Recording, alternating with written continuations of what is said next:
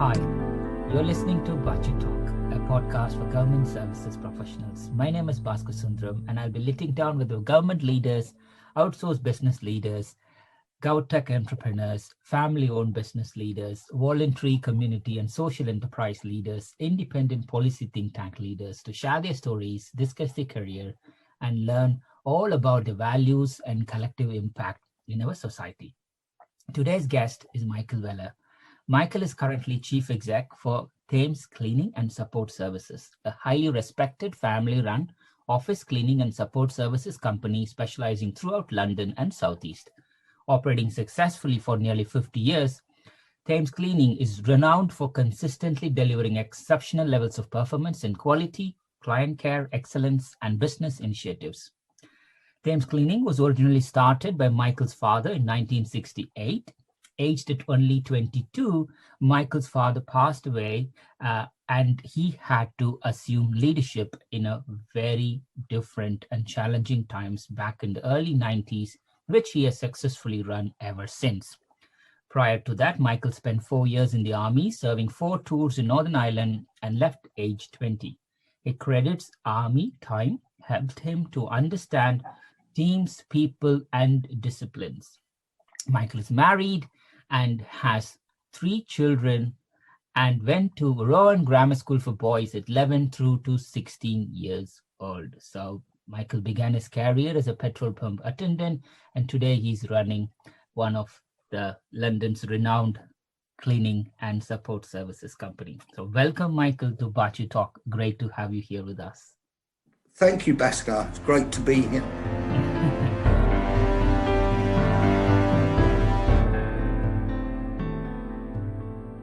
Michael, let's go back to the very beginning. Where were you born? And let's talk about your high school and education. Right, okay. I was born in Downham in Kent. And basically, my early years was spent, in the Downham area. And following that, I ended up going to, an infant school in Downham, and moving on from the infant school, I then went into Rome Boys School, which is in Greenwich. Right. Obviously, had a lovely time at school. Usual boys stuff. You do mess about a lot. But then obviously, as I got on to 15, 16 years of age, I really sort of wanted to get out away from the home, etc. And I then joined the army at a very young age. I was about 16 and a half, but they wouldn't let me join the army until I attained the age of 17. So I left school. I did quite well at school. I had some nice O levels, English, history, geography, etc. So I did, study reasonably well, but I just didn't want to go on with, further education. I then went into the army, spent 4 years in the army. I found that very difficult at first, obviously being 17 years of age, but soon got used to it. I was posted across to Germany. And then from Germany, I trained 4 times over a period of 4 years. For Northern Ireland, because all the military did have to do 4 to 6 month tours in Northern Ireland. So I went across, as the years progressed, I got some small promotions, Lance Corporal, Full Corporal, and then just before I was leaving the military, I was offered Sergeant to stay on. But I didn't want to stay longer than 4 years. I felt I'd had enough. And at 20, I left and then came into, my father's business. He'd moved then in Bromley in Kent, and I joined my father's business and really started from the bottom, going out there, picking up contracts, and very unfortunately, and one of the biggest regrets that I probably had is that I didn't take accountancy. it would have been nice when my father died at a very young age to have had, accountancy qualifications, especially leading on with, profit and loss, etc., within a business. But anyway, I had to take over, and it was in the early 80s because, my military career was from mid to late 70s. And then when I came out in early 1980, the economy then was pretty harsh. But I started to really enjoy myself and really found my feet, into the cleaning world and just saw how big the market was out there. So, from my point of view, although I lost my father at a young age, I had to find my feet very, very quickly, and understand, the accountancy of the business and, driving people forward. But it literally, over a 10-year period from 1980 through to, 1990, the company grew from literally half a dozen employees upwards of, 400 or 500 people. So, yeah, I very much enjoyed it. Perfect, Michael. So it's good that we started from your high school education, then you shared about your army career. It's nice to speak to you because today is Remembrance Day as well. Yeah. And it's great that you mentioned that army also taught you how to work with teams, people, and disciplines as well. So before that, Michael, you also had the very first job. Was it your very first job working for the petrol pump? And what was the very first job that you took? Yes, what it was, I was waiting to join the army.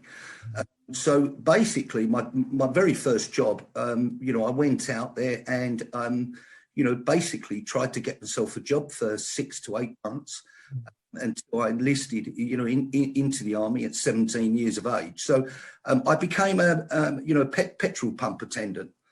And they were the days when literally cars used to drive into the petrol garages and, people used to serve them, used to fill their tanks up.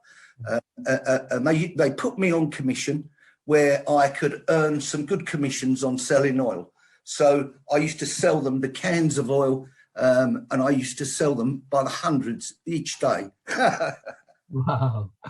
Wow. I think if you go to Asia and even some parts of Latin America, you can still see that stage of petrol pump attendant still exists. But that's fascinating, Michael. It just tells you the vast experience that you have both in life.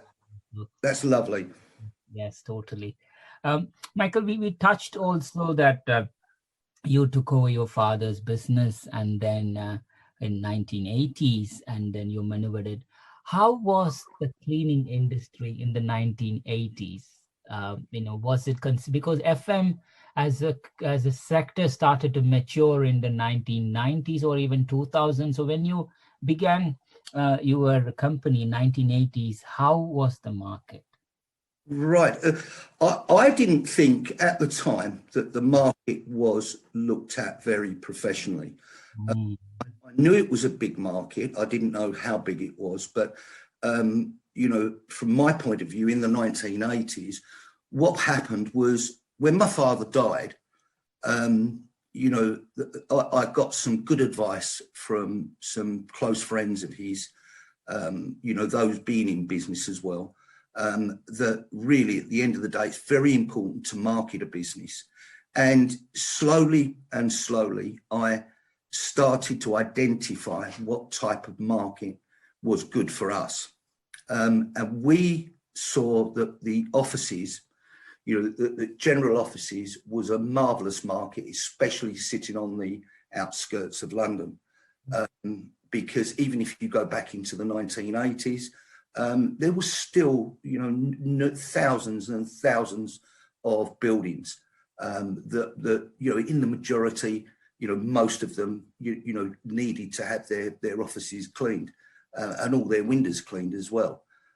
So from my point of view, I could see that, when in the 80s, when I was developing the business, you could see the market growing. there was about 3 or 4 very, very big players. In those days, companies called Pritchard, companies called Exclusive. All of these companies have sold and moved on. But from my point of view, I did have great aspirations because I did see how big the potential market was. I mean, today I know it like the back of my hand, but in those particular days, going back in the 80s, it wasn't classed as professional, and I could see that there was a big market for a company to really appear and put yourselves out there as professional as you can do, in front of the potential clients. But then going back in them days, you didn't have LinkedIn, you didn't have, everything had to be done by a telephone, and walking the streets as well. Perfect, Michael.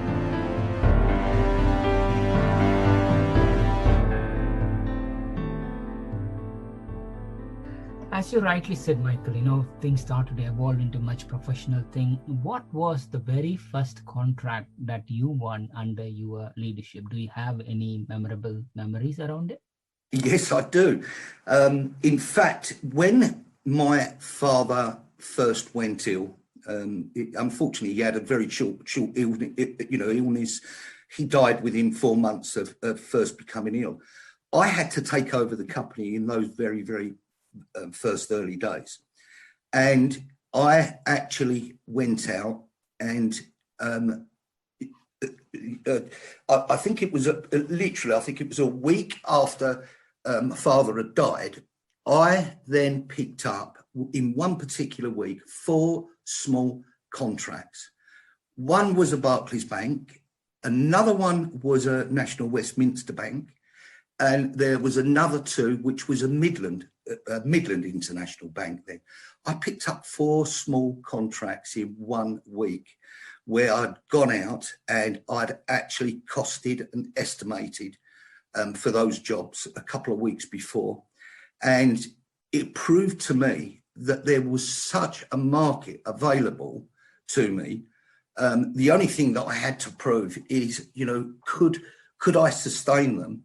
And, would they be profitable? Because to be honest, Bhaskar, what I hadn't had is surveying experience. The only way that I got that surveying experience was at home. I would get a stopwatch out and I would put a stopwatch on how long it took to clean a phone, how long it took to clean a desk, how long it took to empty a bin, how long it took. Amazing. And I introduced that level of surveying into the business because that was the only way that I could work out the amount of time that was needed in an office. When you go into an office, the amount of time that's needed to, for one individual cleaner to spend X hours per day, whether it be 2 hours per day, per evening or early morning. And it worked absolutely superbly. So I introduced that in the 1980s. And I know that a lot of the larger size companies, and some of them still do, work on square footage basis, calculations of square footage. Well, it doesn't matter which way you go. The system that I enforced and put within my business was very, very successful for me. And like I say, I was shocked that I picked up these 4 contracts in 1 week, and I kept them for years to come. And that to me gave me a great memory, but it also gave me a lot of confidence to say, there's nothing that can stop us, going throughout the London areas. Totally, Michael. Well said there. Michael, as you rightly said, after winning these 4 contracts, you would have built up your confidence. And you also mentioned that the team evolved from double digits into triple digits, and very quickly as well. So, can you give me and our listeners an overview of how, as a company, and like Thames Cleaning and Support Services expanded from the 1980s to where it is now? Briefly, the time. Yes, of course. What happened? I was a very young man going back in the early 80s. I was 22 years of age. And from 22 through to 30 years of age, I was obviously very young, very inexperienced. But what I did is I built these contracts up. And it was one thing to build the company up. The biggest problem was getting the right people in your business. And that is something that, it took me a long time to get right within the business, because in the 90s, we grew, to a very, very big size.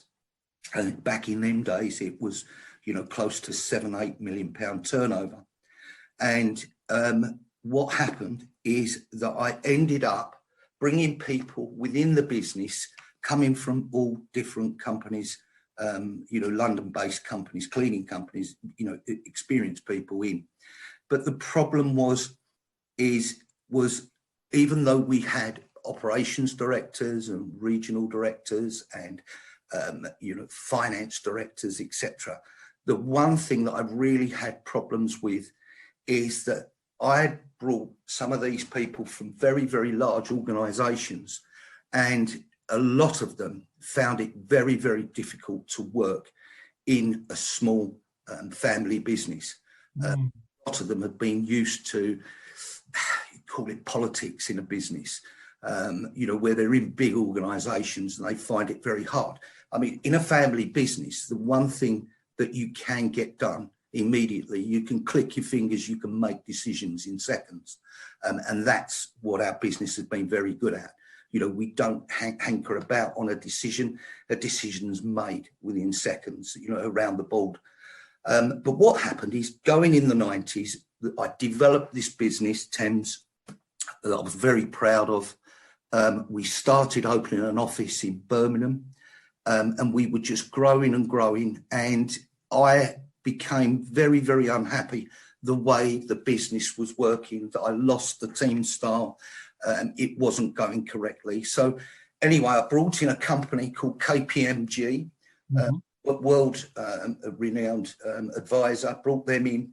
And they basically, at the end of the day, said to me, Michael, look, you've got 4 options here. You can either, downsize the business and start afresh again, so that you can get your management teams correct and right. Or you can have a management buy-in, where, people can buy into the company and you sit further back. Or alternatively, you can sell it all together. And there was no way I was going to do that. So what happened is that in the 90s, I then decided, my son was 16, he was involved in, in studies in accountancy. And I came home, and basically I decided with my wife that we would downsize the business.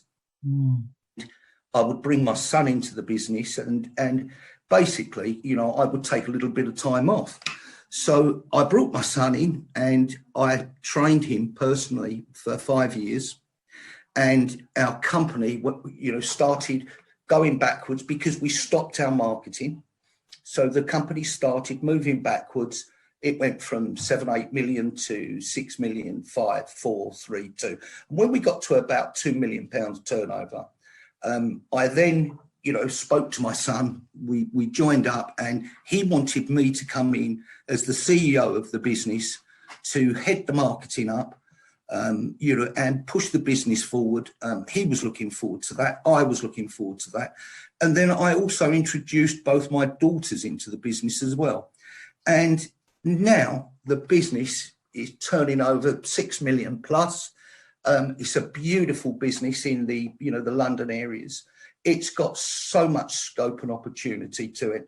And what I have done as well, because, I've got 5 grandchildren, and they've all got, they've got lovely characters. Because I'm 61 now, what I've done with my wife is that we have set up a 125-year family business trust, where effectively, the children now, the shares will pass equally through to the children. And also some shares are set aside for, special individual people that may join the business, and also the grandchildren. So myself and my wife, because we've been so proud of the business and what it's done, we're now looking, or we feel confident that we've set aside a trust that's going to take Thames, forward in the next four stroke generations.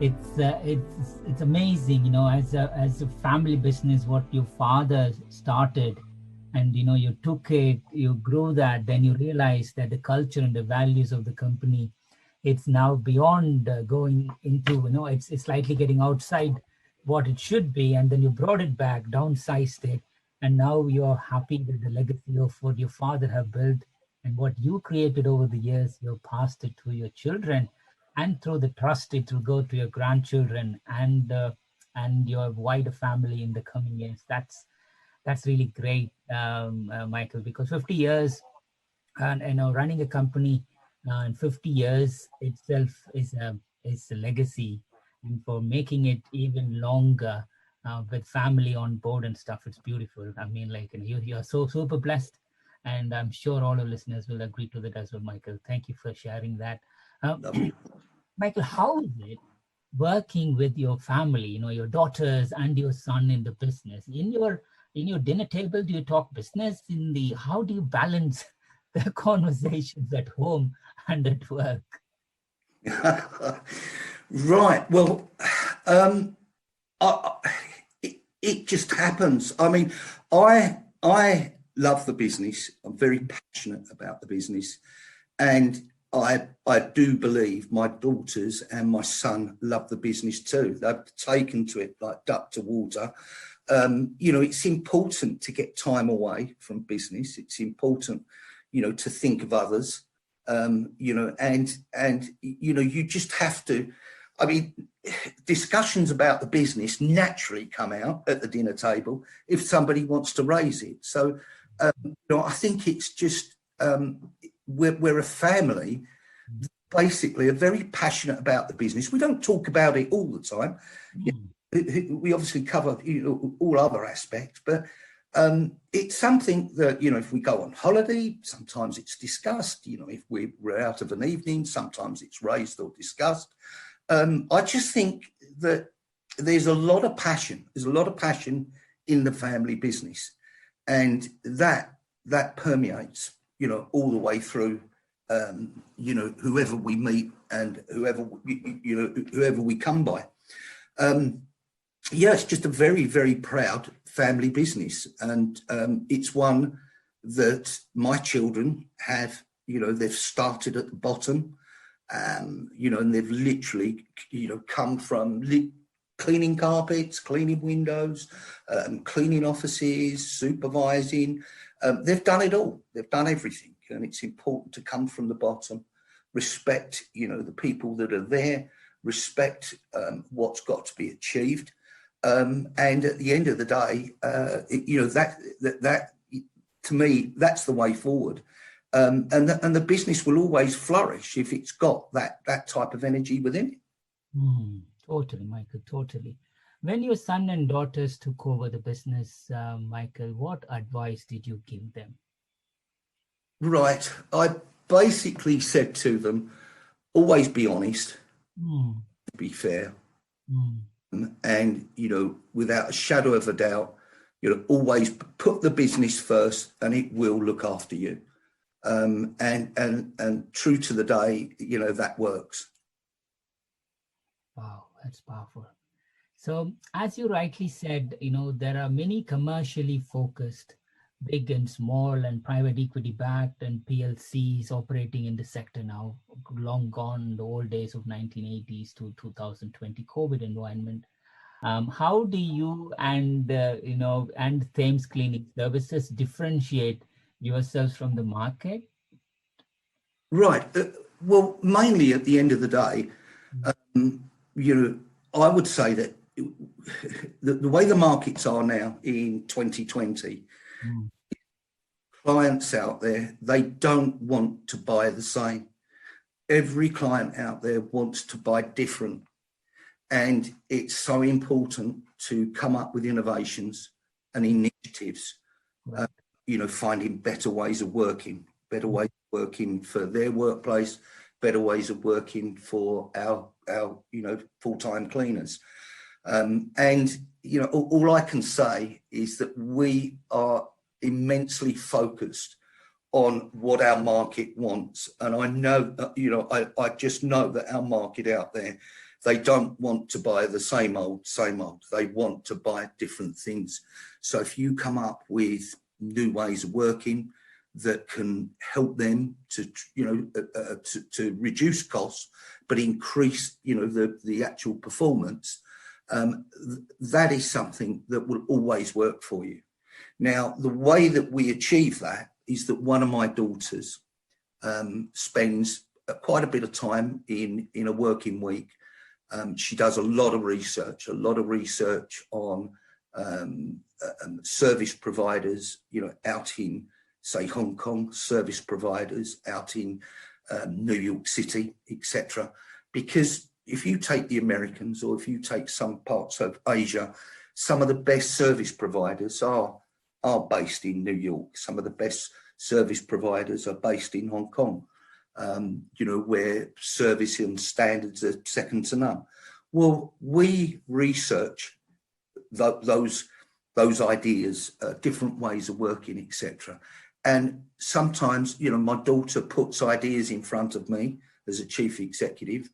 I analyse them and I think, well, can they work here? Could they work there? I then pass them on to Alex, my son and managing director, and say, Alex, that's a really good idea, this one. Why don't you try this or pilot that? And basically that keeps us, it differentiates us and keeps us ahead of the marketplace.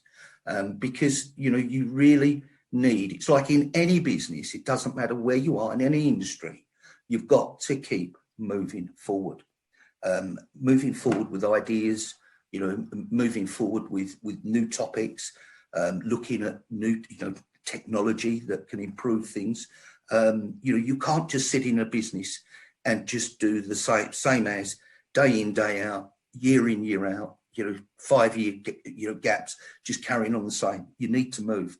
And I would say to anyone out there, if I've been running a business now, this is my 41st year. I've always moved things forward. Yes, I've made mistakes over the past, and you do in business. There isn't any business out there that just runs perfectly. It doesn't happen that way. It's like life. In life, you have problems, and sometimes you have to deal with them. Well, in business, you have problems, and you have to deal with them. But you do have to evolve, and you do have to keep moving, your markets forward. Wow, very profound advice, Michael. Thank you for that.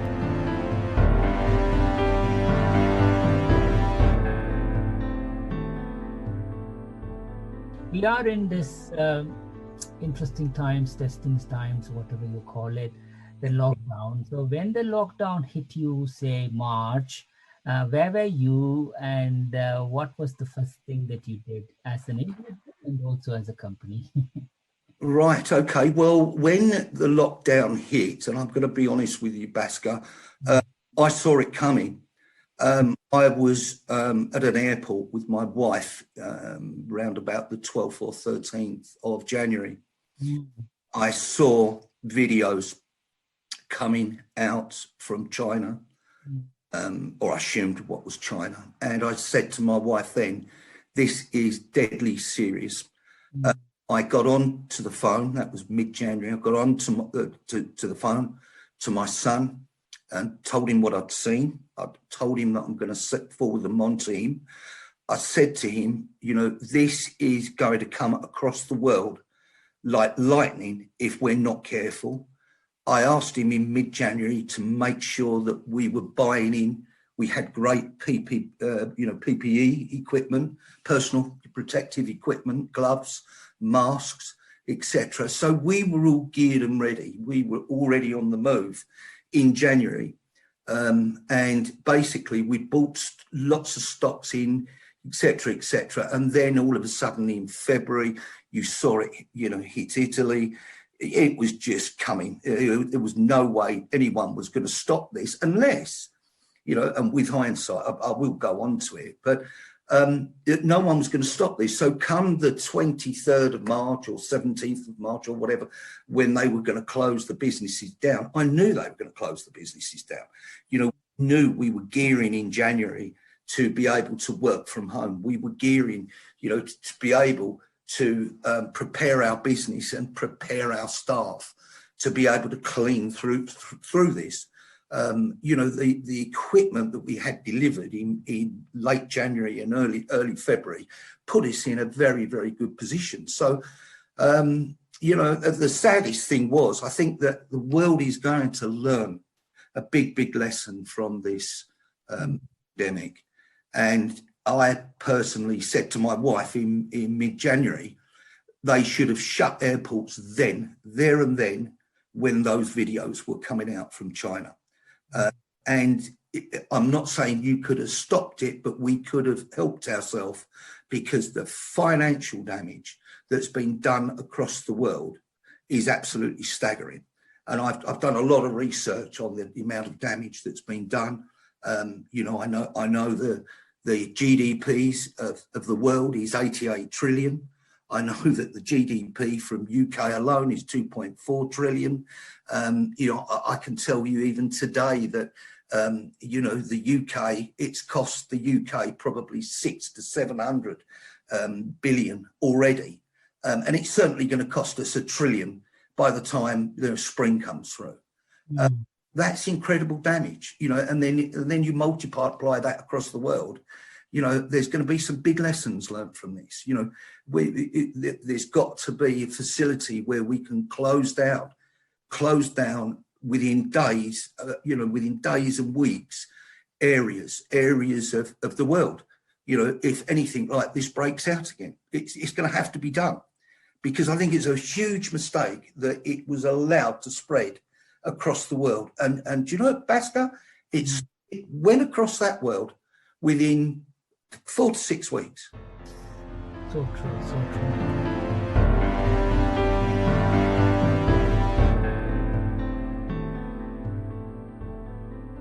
Michael, in all these negative things, I'm sure there are some positive things that you would have noticed. So what have you observed lately in this COVID environment that reminded you that people are kind?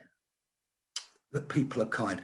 I'm on my LinkedIn, and I do love my LinkedIn. I've got close to sort of 10,000 network, which I'm quite proud of. And what I notice on LinkedIn, when somebody comes up and it says open for work, and they turn around and they say, can anyone help me? I've lost my job through COVID.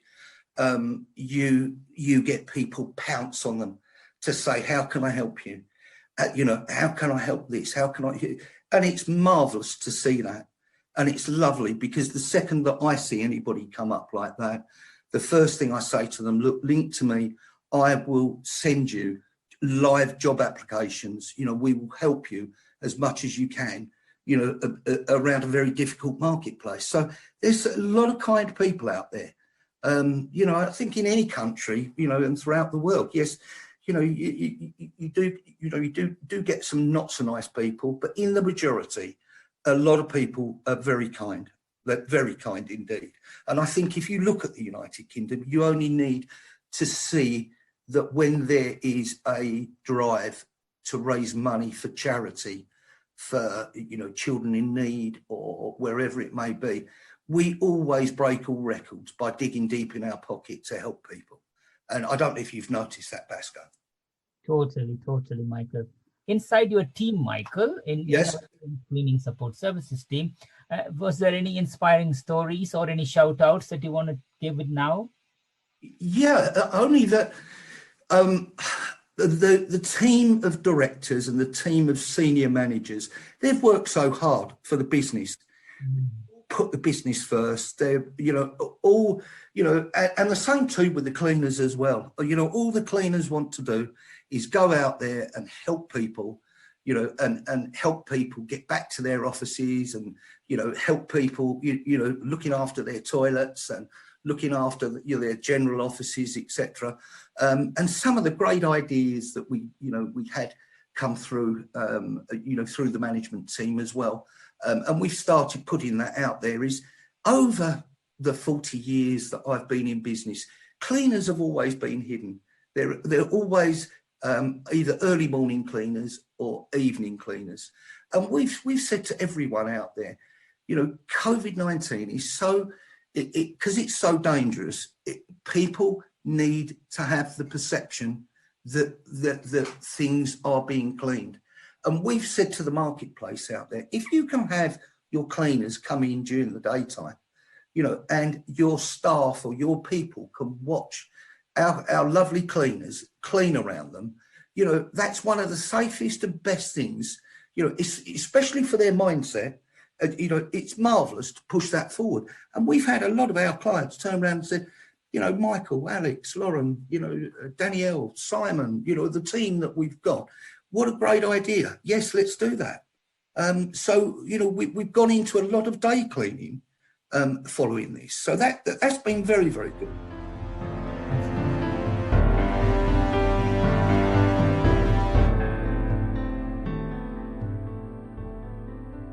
Michael, we talked a lot about the company, the business, and also your early life and career, Michael. Let's talk more about you now.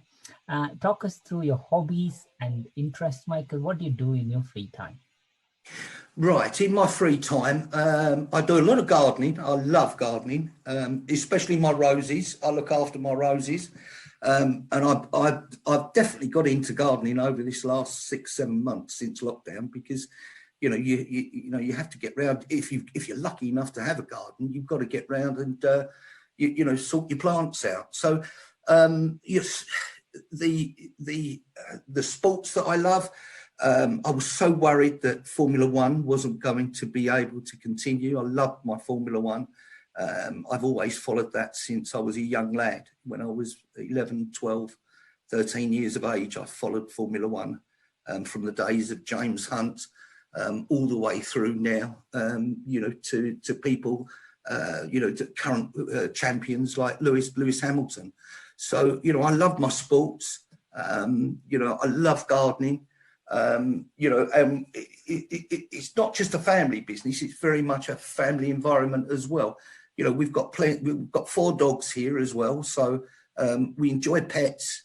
Yeah, there isn't a lot that we don't like, but you know, if we can get away, we love to go, you know, abroad. If we can, we've got we're lucky enough to have a holiday home out in Spain, in Marbella, and we often used to pop across there just to get a break from the business, etc. But we haven't been there since January this year, obviously because of COVID and because of the, you know, restrictions and risks.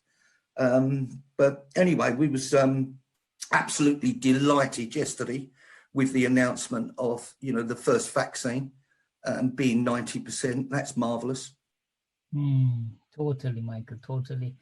Michael, also tell us 3 things not many people know about you. Yeah, 3 things that they don't know about me. I'm a black belt in karate. Wow. Yes, that's number 1. Number 2, what they don't know about me.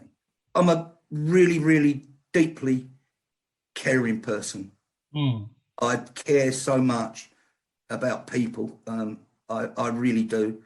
I'm very passionate about people. And the other thing that I would say as well is, you know, I love developing people. I love spending time with children, you know, encouraging them. You know, and I think it's so important if they can have a good childhood, you know, they can then have a platform, you know, to have a good adult life. You know, that's from my point of view, you know, like I say, it's children, family. Yeah, I just mentioned the karate because I was quite proud to achieve black belt and put a lot of work into that as well. And I always find that if I do something, I try and give it, 105%.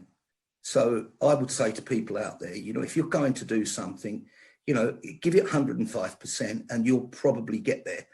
And a lot of people do give up. And I would say that, from my point of view, set your targets high, and you're always going to come in under a target. So set them high, and you could well achieve, exactly what you want in life. Perfect, Michael. That's an amazing advice. Michael, if I ask your grandchildren a reference about grandfather, what do you think they would say about Michael? They'll probably say that he's always silly. He's always joking, and he always makes me laugh, because that's what I like to do with children. I love to see them laugh. In fact, I do like happy people around me. There's nothing worse when somebody comes in and they've got a mountain on their shoulders. And I always say to them, come on, cheer up. And it's important to try and get up in the morning. To be honest, I can be a little bit overwhelming sometimes, Bhaskar. I get up in the morning and my wife says, "Oh, I'll give it a rest, will you?" Or my daughters will. But like I say, I've got lots of energy, and I know that's what the grandchildren would say. He's silly, he always makes you laugh, and I've just always got time for them. It's fantastic. Yes, beautiful, super blessed. And Michael, you did mention that you have 4 pet dogs. If you can ask one question to each of your pet dog, what question would you ask them? Try and behave. Try and behave, because they're all naughty dogs, and my pet hate is that they always try. It doesn't matter how much you teach them, they always try and get on the furniture. So it's like, when you talk to dogs, it's like going in one ear and out the other. Got you. Because you already mentioned that you have a family home here in Spain, but other than that, do you have any favorite places that you travel to, or do you want to go? No, to be honest, we've been very fortunate. I would say I would say from around about 2007 through to 2015, myself and my wife did quite a bit of travelling, because I'd spent over 5 years training my son, and obviously he had a lot of development training elsewhere from different colleges and different different courses that he took. But literally, when I didn't take a few years off, but I probably started doing like 3 days a week, round about I would say round about 2008 to 2015. But what it was is that we did a lot of travelling. So we went on different cruises. We went to different countries. Italy's beautiful. I mean, what country isn't beautiful? I mean, they're all different in their own rights. And it is nice, if you get the time to be able, to see, as much as the world as you can. But I don't yearn to go anywhere at this moment. I would love to go back to Spain. I do think Spain is a real gem, especially for a lot of British people, because it's so close to us, and you can travel there within a couple of hours. I can't wait to go back there. But yes, I mean, me and my wife, we'll pop out to Greece, Italy. There's just some beautiful places around. Perfect, Michael. Okay, nice. Michael, what is the nickname that your friends have given you, and what does it mean? The nickname that they've given me. Yeah, well, they basically just call me Mickey Weller. And they always, they know that I've got a lot of energy. I've always had a lot of energy. I've always been cheeky. I like people laughing. I like happy people. I like to be happy myself as well. And, I just feel that life sometimes can be so short for people, and it's important to enjoy each day. It's important to enjoy your work. You know, it's important to enjoy your home life. You know, it's important to enjoy the sports that you do. You know, it's like yesterday when I can remember I was 20 and now I'm 61. Mm. Say to everybody out there, you know, get up every day, you know, try and smile, force yourself to smile and think positive. And, you know, things will get better. You know, and it's like this COVID-19. I know it's a disaster for everyone at the moment, but it will get better, Bhaskar. It will get better. And you know, it will all be over. And people who sadly lose their jobs, they will find other jobs. We will get over this, you know, and people, you know, with other people helping and smiling and keeping positive, we will come through this. Well said, Michael. Well said. Michael, if you had to be a teacher of something, what would you teach? Well, if it was young children, I'd love to teach young children, you know, to be positive, to look upon life as real enjoyment, and to go out in life and just, you know, enjoy it. Don't let work pull you down constantly. Don't let relationships pull you down constantly. You know, you can change things. And if you're really careful, look, you know, just be careful how you go forward. Take each step as it comes, but remember to stay happy. Happiness costs nothing. Totally, Michael. Totally.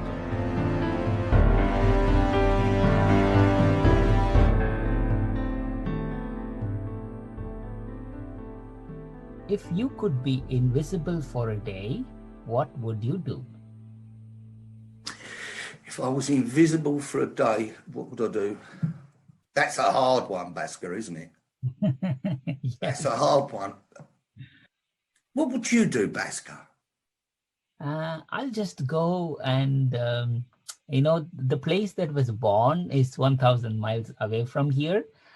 So I'll just maybe go there and then see how things are, what's happening there. You know, all my, you know, people in the 1980s who I grew up with, I don't know, I'll just go around all the village and all the places and come back, really. Oh, bless you, Bhaskar. That's lovely. That is really nice.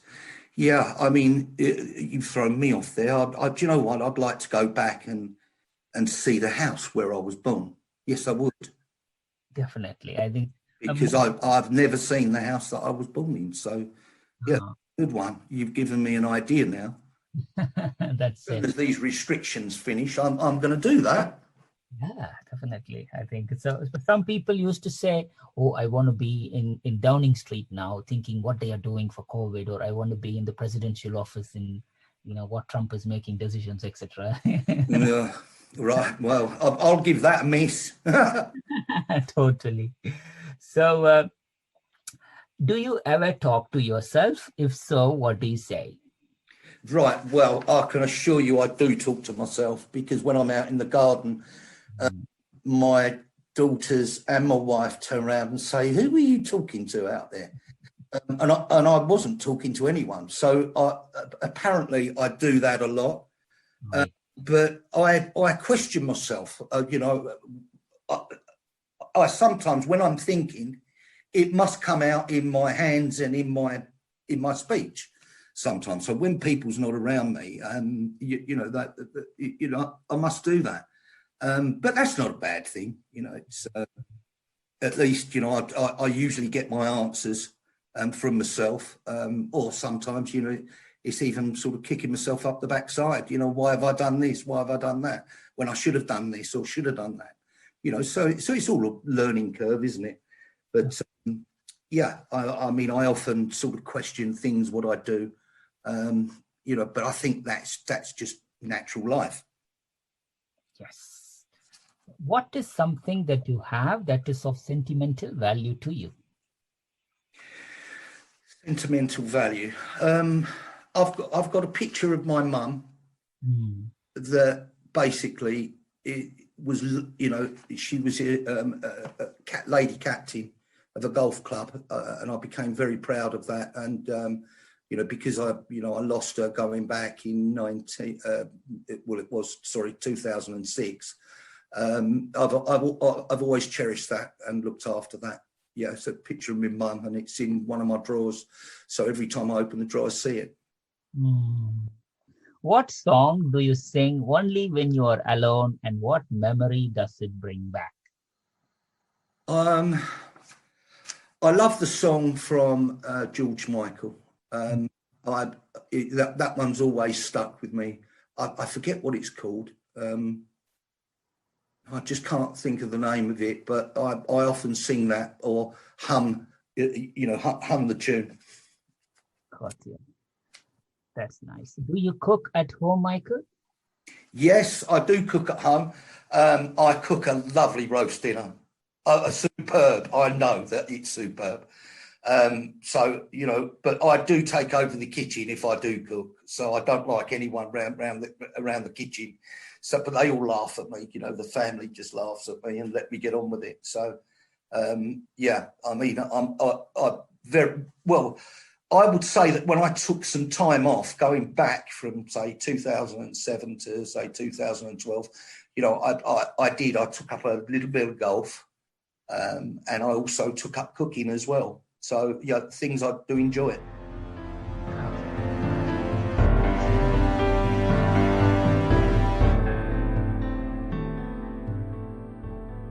Who are the people who have been the most influential in your life and career? Right, most influential. Well, I've been married 38 years. Big impact to me, my wife. She makes me very, very proud.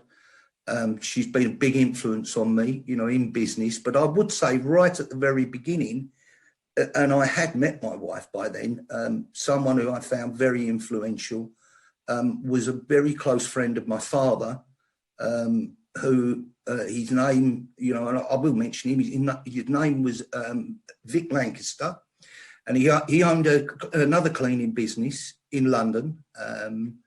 And basically, at the end of the day, he gave me some great, great sound advice, with regard to the business in those early days, which was very, very difficult times, because there was a very deep recession coming out of the back of the 1970s. So the beginning of the 1980s was a very hard time, and he gave me some great business advice. He really did, and that set me sound for my 41 years. Lovely chap, lovely fellow. Oh, perfect, Michael. Who is the kindest person you know? Kindest person that I know is most definitely my wife and my children. They're very, very kind people. Beautiful. What's the last book that you read? The last book that I read was How to Give Up Smoking, from Paul McKenna. Oh, okay. Yeah, because that's one thing that I do not like doing, and I'm getting there, but I'm just not there yet, but I will be. Perfect. What's one thing you wish you had known when you were 22 or when you started your career? Right, I wish at 2022, I wish I had accountancy skills. If I had accountancy skills, I would have been in a much better place. It took me 8 years really to learn proper accountancy skills. And if I'd have had that from school or from night classes or whatever, that would have put me in a much better stead within business. I think so anyway. So that's something that I wish I'd have had, because when my son joined the business, and he joined the business at 16 years of age, he was already on an advanced accountancy, level course. And wow, I mean, some of these youngsters can be whiz kids. Totally. As you rightly said, when 1980s, the cleaning sector wasn't as professionalized as it is currently now, but still been considered as the low paid job, and it's not been considered as a value added services, but thanks to COVID it's been pushed forward, like how critical is the service. What do you say to colleagues who talk that cleaning is not a core value, and how can we debunk that thought? Right. Well, what we did going back, I would say, it must have been 2012, probably about 8 years ago.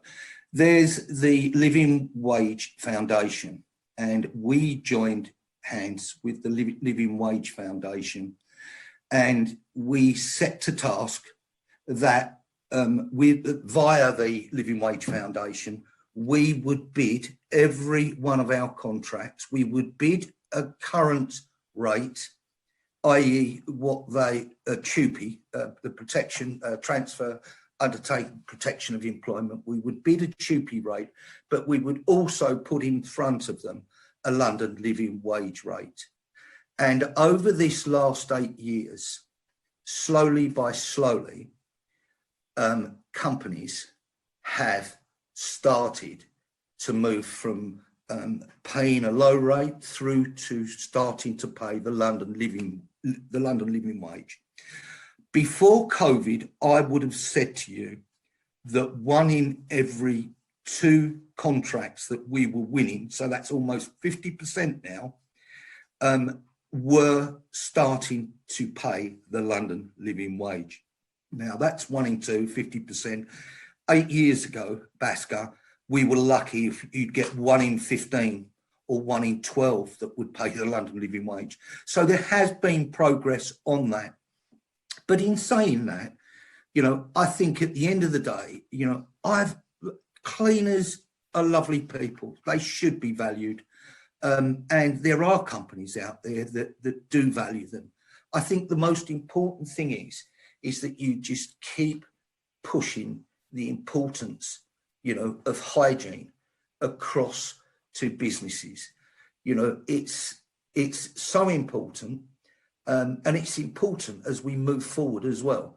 Hygiene in the workplace is just so important for everybody. But like I say, I would say to all businesses out there, sign up, go and, join the London Living Wage group. They've got some huge names that are connected to it, KPMG, Price Waterhouse. There are enormous companies that are connected to it and feel quite proud that they're part of that Living Wage, London Living Wage Foundation. But it is growing out there, Bhaskar. It's definitely growing in the London areas. Yes, totally, Michael, totally.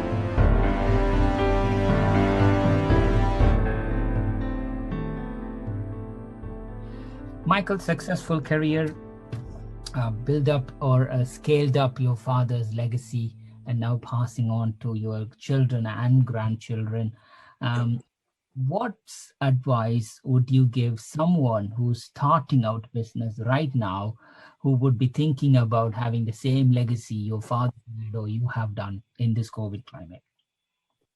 I would say, and I actually did put it on LinkedIn, 22-point guide, which is absolutely marvellous for any business. And they are things that I have learned through now this fourth recession. But I would say to anyone starting business out there, be kind, be fair, be honest, don't overinvest, don't underinvest, market well, because that's very important to be able to get your leads coming through. Market well, and know your market, understand your clients and understand your market. And I don't think you will go far wrong. Don't overspend. Please don't overspend, because in business you have hiccups along the way, and you'll always need a little bit of a reserve behind you. So it's important to make sure that you've always got reserves as you move forward. That has been my philosophy for 40 odd years. And yes, we've had our ups and downs now and again, but I've always had reserves. And that to me is one thing that somebody gave me that advice 40 years ago, and was he correct? You know, and it is right. In any business, in anything that you do, just make sure you've got that little bit extra back in your pocket. Definitely, Michael.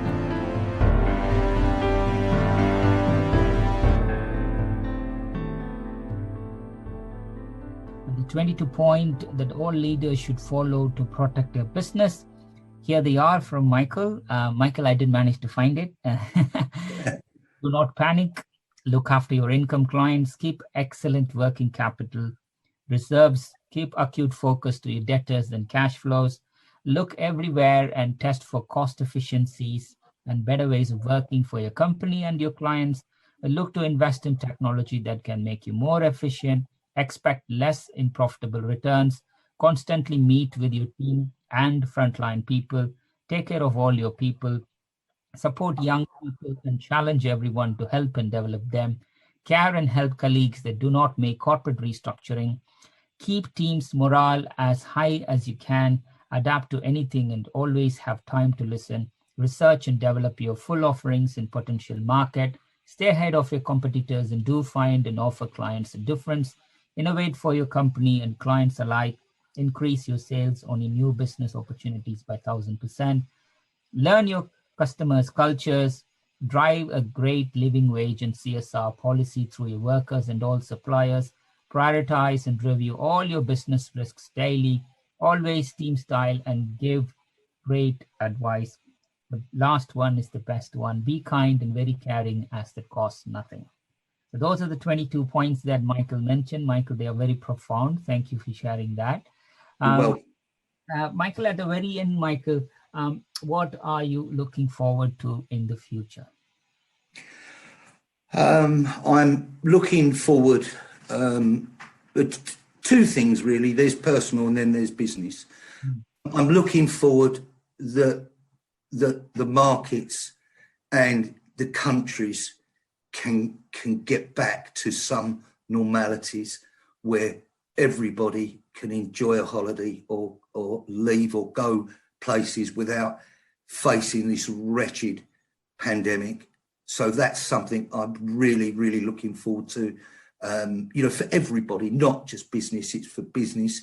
It's for countries. It's for all the people in the countries, etc. And on a personal level, I just, from a personal point of view, I want all my family and grandchildren and people that I know to stay safe and, you know, really, really, you know, enjoy life and move forward. Thank you, Michael. That's amazing.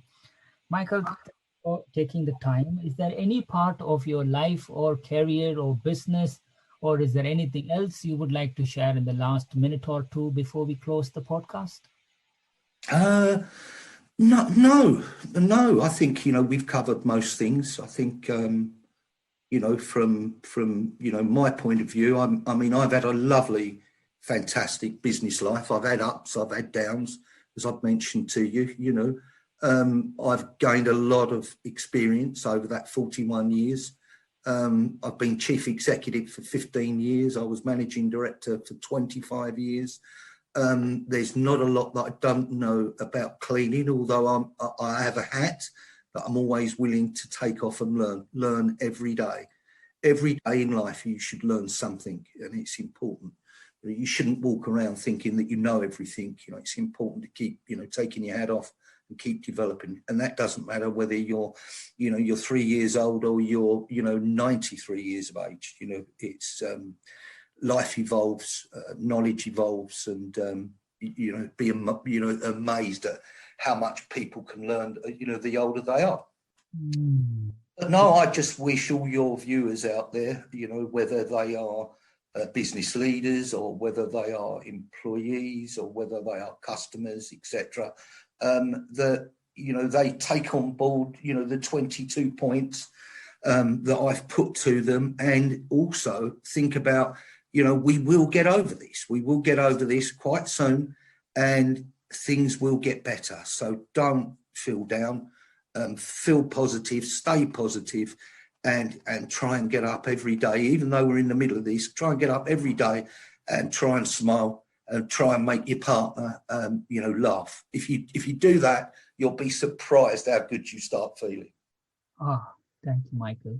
That's really, really useful. Thank you, Michael. Thank you so much for sharing your time today. It's been an absolute privilege to have you with us at Budget Talk, especially you, your family, and your colleagues, everybody at Thames Cleaning and Support Services, and all the people whom you touch. Good health and happiness. Please continue to inspire everyone. Keep your energy. Stay safe, stay sane, stay healthy. Thank you so much, Michael. Thank you. Thank you, Bhaskar. To our listeners, thank you for tuning in. Please do visit bachi.com/Bachi Talk podcast to this specific episode link to everything that was mentioned in this episode. Don't forget to subscribe, review, and share Bachi Talk podcast with your loved ones. We will see you at the next episode with another special guest. Until then, it's Bhaskar Sundram from Bachi signing off.